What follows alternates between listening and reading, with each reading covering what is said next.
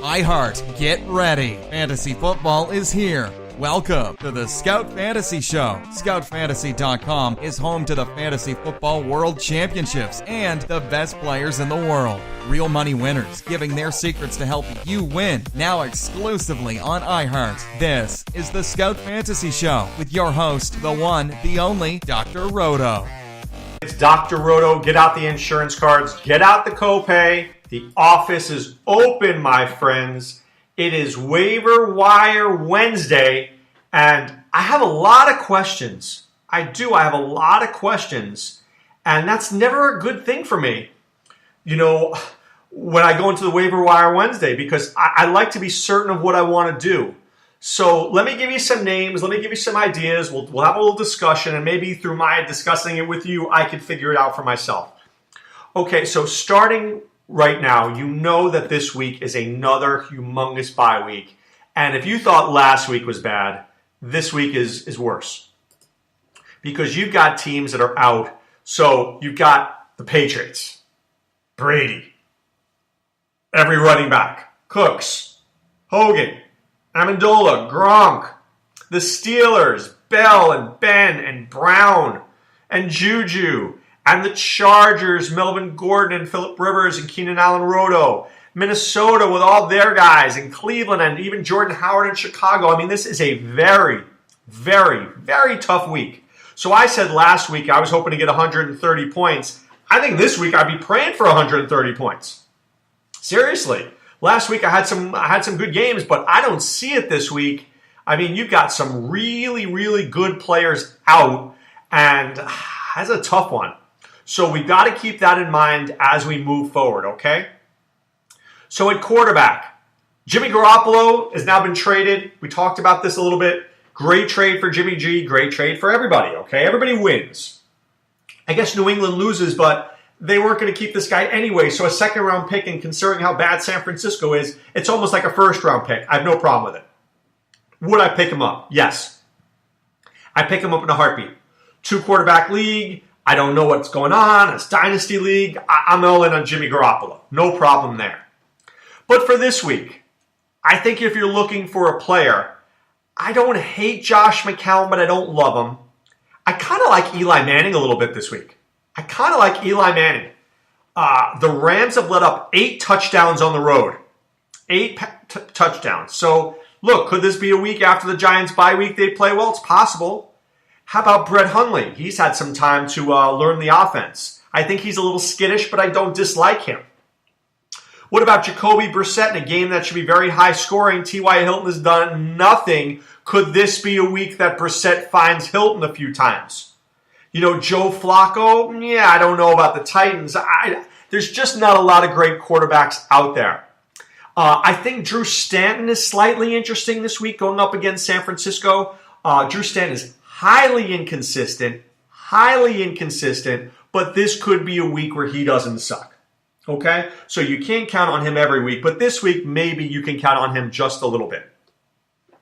So it's at running back where I find that it's all a mess. So first of all, Dallas. Looks like the suspension is going to kick in. I'm not going to say it's 100%, but it looks like it is. We've got Alfred Morris, who I like first, then Darren McFadden, then Rod Smith. Alfred Morris is my guy first. I think he's the more likely to get 20 carry kind of guy. I think McFadden is a 10 carry kind of guy. I think Rod Smith is a 5 carry kind of guy. That's how I'm laying it down. So he's 2/3. Morris is a 2/3 type of back. I don't think he'll get 20, but he could get you 20. He certainly can find the end zone. He certainly can catch. He's a good player. Or he was a good player. Now I'm not so sure, but for the next few weeks, I think he could be a serviceable player. I will pay the most on him. Okay? The next situation I'm looking for, the mess that is known as Miami. Jay Ajayi gone. Kenyon Drake, Damian Williams, and a guy named De'Veon Smith. Let's not go crazy about De'Veon Smith. Okay? He's a decent running back out of the University of Michigan. I watched some tape on him. He's very slow. He is very slow. Now, he breaks tackles well. He does. But he's got no juice. You got no juice. This is no 3 yards in a cloud of dust. This is 3 yards and take a seat. Kenyon Drake has the most upside because he's a very, very fast man. He is. The problem is he durable enough to last? And secondly, is he a guy that Adam Gase trusts? I don't think so. So I'm going to bid on Drake, but I don't know how much I'm going to bid on Drake. I'm not going to go all in. I'm going to tread lightly on Drake. I'm going to be in on the bidding, but I've been thinking about it. I just don't think I'm going crazy in. I'm not going $900 in. You know, a couple hundred, sure. 900, no thanks. Damian Williams, I think I may like more than most. Damian Williams is not a great football player. I don't think I'd ever use great and football player in the same words with Damian Williams. But he's a good one. And he's a smart one. And Adam Gase trusts him implicitly. He doesn't try to do anything more than he does, right? Good blocker, good receiver, good runner. He's just where he needs to be. And as a coach, I think you love guys like that because he's a guy that you trust. See, Kenyon Drake you don't trust. And Jay Ajayi for sure Adam Gase didn't trust, which is why he's kicked him out. Kenyon Drake, I think he thinks is a good player in a spot. But Williams is the guy, is the grinder. So I think Williams may have more value than we think, but Drake will go for more money because of the upside. So that's what I'm confused about. How much to spend on these guys? So I'm in on Damian Williams, not going to spend a lot, but I'm in. I'm in on Drake, going to spend a decent amount, but not crazy. But that's where we are with that. Okay? Marlon Mack. So I believe that Marlon Mack by 2021 will be the starter there, according to Chuck Pagano. I mean, come on, Chuck Pagano. Give the ball to Marlon Mack. Guy's great. If for some reason he's out there in your league, please get him now. Now, Alex Collins, I think, looks good, but let's hold off on Alex Collins. Danny Woodhead coming back in week 11. Danny Woodhead is going to play. Don't kid yourself. So let's not go all in on Alex Collins anymore. I like him, but I don't love him. Guys that I might pick up a week in advance. Rex Burkhead. They're on bye this week, but he played a lot last week. Danny Woodhead. I like him a ton. If he's available, go get him. DeAndre Washington played very well last week. I think there's a role in the Raiders' offense for him with Marshawn Lynch. I like him. I do. I'm down on Wendell Smallwood right now. I'm down on Elijah McGuire right now. I'm in on TJ Yeldon. I am, in case there's an injury to Leonard Fournette. I like TJ Yeldon. I'm still in on Donta Foreman because I think he's the class there. I think he's the class of the Houston backups. Don't tell me Alfred Blue. And I'm going to give you two more guys. First one, James Conner. Second, Malcolm Brown.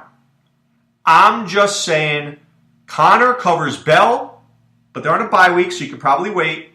Brown covers Gurley.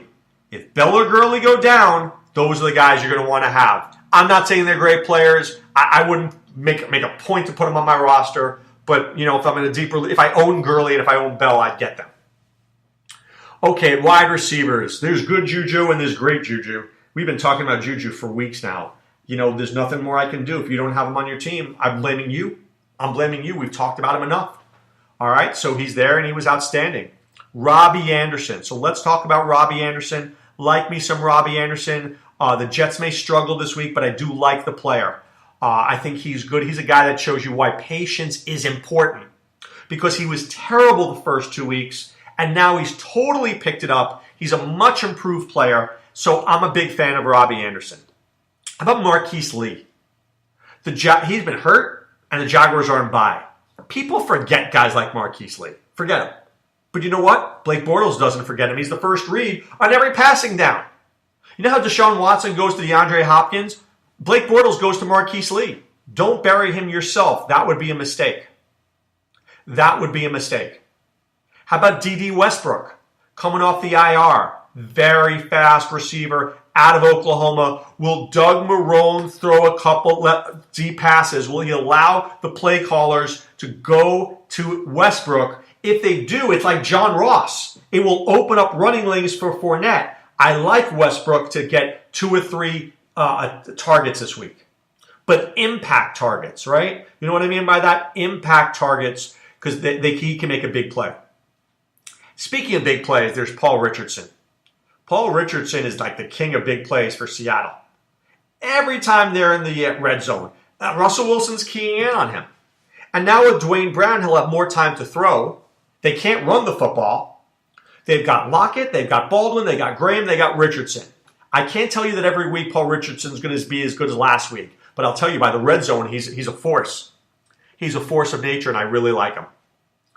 Let's just talk quickly about Calvin Johnson. Yeah, I don't think he's coming out. All right, didn't happen in the trade deadline, so don't pick him up. Don't pick up Josh Gordon. Don't pick up Calvin Johnson. I'm just not wasting my time on it. Okay? A guy I might look at, Mike Williams. Mike Williams is another stash and cash kind of guy. Tyrell Williams has been disgusting this year. I could see him being phased out in 2 seconds. If that's the case, more Mike Williams, less Tyrell Williams in the second half of the year. Mike Wallace, I've been going through my waiver wires. He's out there in a few of my leagues. He's a number 1 receiver. You don't have to like him, but he's a number 1 receiver. Be in on him. Dontrell Inman, he and Trey McBride are the flavors of the week now for Chicago, but Trubisky doesn't throw the ball enough, so it's not worth it. I like John Ross. He's obviously a guy that I will go for if he's available. He's like the D.D. Westbrook. He can make a big play here or there. At tight end, VD. You want some VD. Jordan Reed, not healthy. VD going to play. And we know that Seattle's defense is overrated. Secondly, Tyler Kroft. I thought the Tyler I wanted was Eifert, but I think the Tyler I like is Kroft. I had him years ago in the league, and he's been really good. So I like Tyler Kroft. He's very good in a standard league. He catches the ball in the end zone. I like him. Greg Olsen, going to come back in week 12, right after the bye week in week 11 for the Panthers. They traded Kelvin Benjamin. Why did they trade Benjamin? They didn't want to re-sign Benjamin. Bills get him because the Bills know him because he played with Sean McDermott when Sean McDermott coached in Carolina. I think it's a great fit. Tyrod Taylor needs a number 1. I think Zay Jones is much better as a number 2, and Jordan Matthews in the slot. That team is much better now. Jordan Matthews was miscast on the outside. The Bills' offense has gotten better.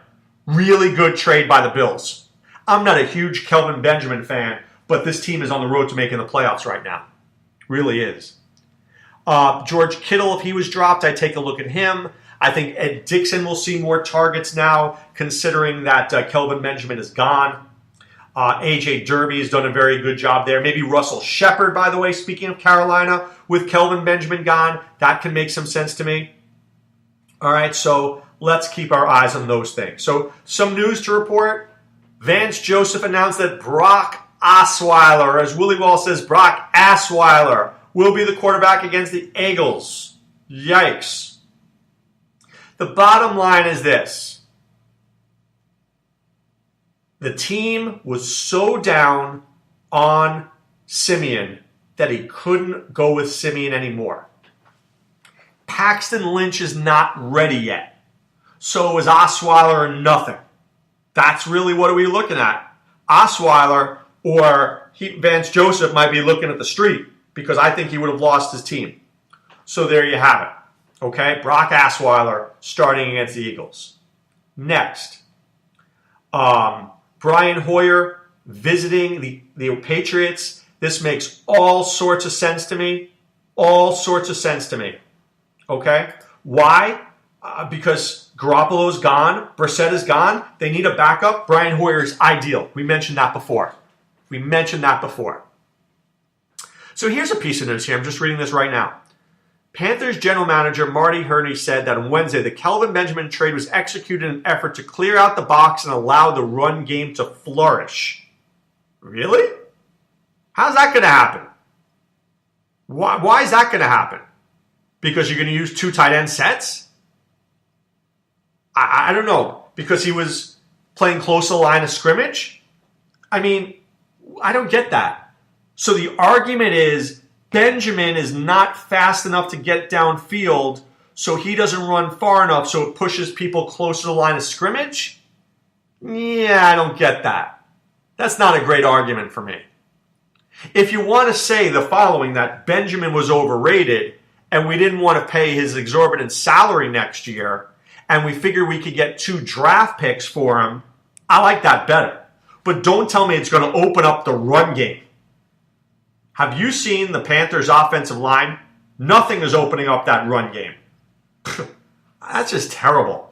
If I'm Kelvin Benjamin, dude, I'm scoring 4 touchdowns against the Jets and basically, flipping the bird at the guy for the Carolina GM. Seriously, that's terrible. All right, coming up tomorrow, we're going to preview the Thursday night matchup between the Bills and the Jets. And, of course, I'm going to talk about the bidding. Crazy bidding this week. I really expect crazy bidding. Watch that closely. Week 9, 10, 11, 12, 13. 5 more chances to make an impact. Is it Alfred Morris? Is it Kenyon Drake? Is it Damian Williams? I don't know. Somebody's going to take a chance. Somebody's going to hit. I don't know. I think Morris is the safest bet. I do.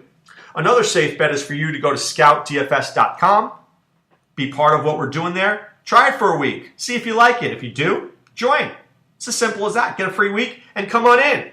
We want you to be part of our DFS community. And of course, at scoutfantasy.com. Enter the promo code ROTO2017. Let us help you win your league. We'll answer your questions. We'll be part of what we're doing. We will be there to help you make the right decisions.